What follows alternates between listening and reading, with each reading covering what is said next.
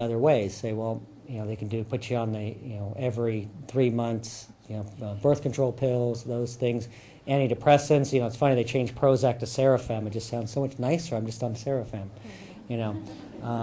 But yeah, it just masks it. So we really want to look at the underlying cause.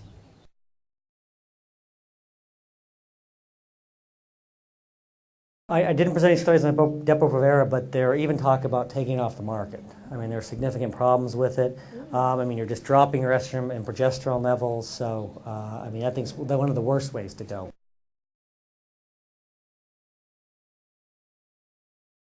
And endometriosis, just like PMS and breast cysts and fibroids, is a progesterone deficiency. And you treat high-dose progesterone and go, oh my God, it's the first time my pain's gone. And so that's a great treatment for endometriosis. Fibroids, shrink them. Yeah, and again, fibroids are a progesterone deficiency. So high-dose progesterone, often vaginal creams that get it really high in that area, they'll shrink down. Okay, I didn't have a question as much as I wanted to say that I have been on the transdermal progesterone for a little over 6 months now. I'm 45, and about a year ago I started getting severe backaches where I could barely walk a couple of feet without having to stop because my back would be so much in pain. I couldn't sleep for 5 years. I hadn't had a good night's sleep. What else? Weight gain. Oh, I gained weight. I gained like 10 pounds, and I've never had a problem with that before, and I couldn't get it off. So I started researching on bioidentical hormone treatment, and I self-medicated because I didn't have insurance. I know I'm going to go to you guys, but but I have to just say that it has changed my life because my back, I haven't had to take any pain medication since probably a month or two after I started. I sleep like a baby. My skin is better. Everything's improved. My mood, everything. So I just wanted to say that, I have actually, been on the treatment, and it's wonderful. Yeah, and Thank you. You ready? What's the cost? And you're the type of person that will respond to transdermal progesterone.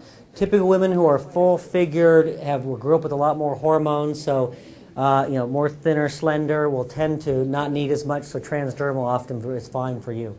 Yeah.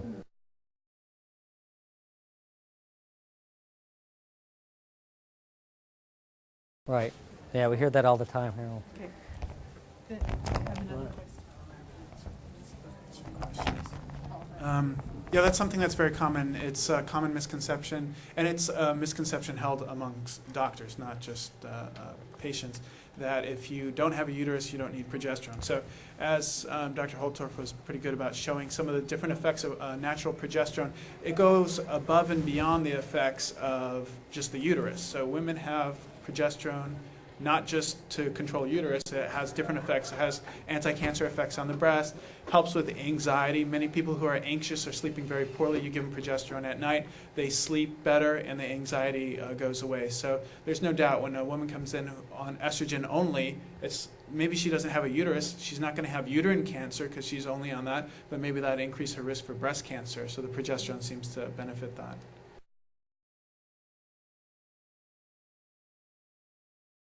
Okay, so that's a very good question. So there's pharmacies that make compounded medicines that sell to compounding pharmacies. Compounding pharmacies take the pure ingredient and they compound it. That's what they do. So I'm not a compounding pharmacist. They have their own qualifications, and they have their own regulatory board that controls compounding pharmacies. And It is not herbs.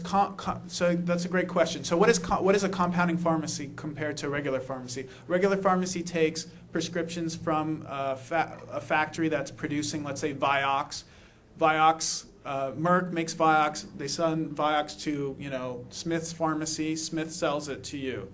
So compounding pharmacy is a little bit different. These are a group of pharmacists who say, well, look, I want to make the compound specifically to the doctor's requirements for that specific patient. So if someone needs a little bit more of this, a little bit less of that, the compounding pharmacist can make the medicine himself. So it's just like a chef who he has all his ingredients, his pure ingredients, and he combines them to make whatever we ask him to make. If you remember the illustration I said about the pill that had the 14 layers because it had all these different hormones, this was a big pharmaceutical company. Progesterone is not a patentable drug. It's a very unstable drug, and because of that, because it's not patentable, because it's unstable, there's no large pharmaceutical company that's going to get behind this and synthesize it. There is one called Prometrium, and they were able to more or less fool the FDA into saying, you've got a unique delivery system. Their unique delivery system was peanut oil. Peanut oil is one of the most allergic oils. But the FDA believed it and said, okay, we'll give you a patent for this. But because there's no patent, no large pharmaceutical company is going to make natural progesterone. So that's why you have to go to a compounding pharmacist. And usually they're quality pharmacies. The pharmacists don't like just counting pills. They enjoy making these up. But Dr. Holtorf has found a pharmacy in Denver that does a really great job with 24-hour delivery systems. And they actually are the pharmacy that they're using that's making a good product. I'll just add to that. I went to pharmacy school before I went to medical school, and what we found, we have tried different compounding pharmacies, and there is different results in the assays that they do, and that's why we chose this one out of Colorado.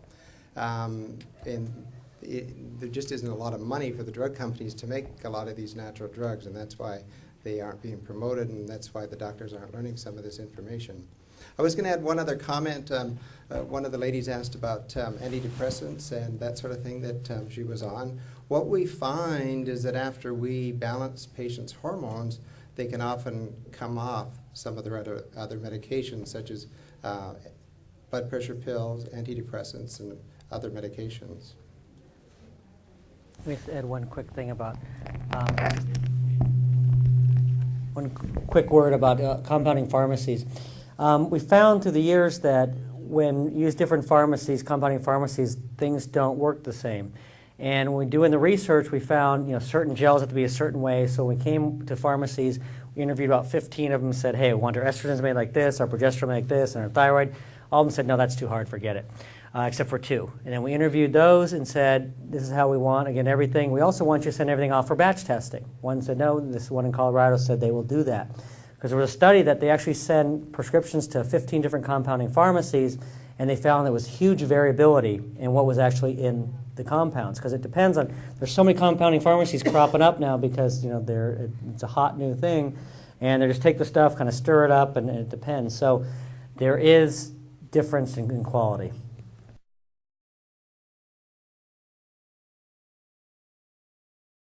The compounded, the natural hormones are used much more extensively in other countries. We are very dominated by the major pharmaceutical companies.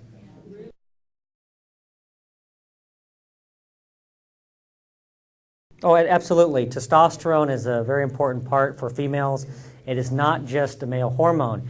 You actually have per milligram about 10 times more testosterone you do in your blood than estrogen.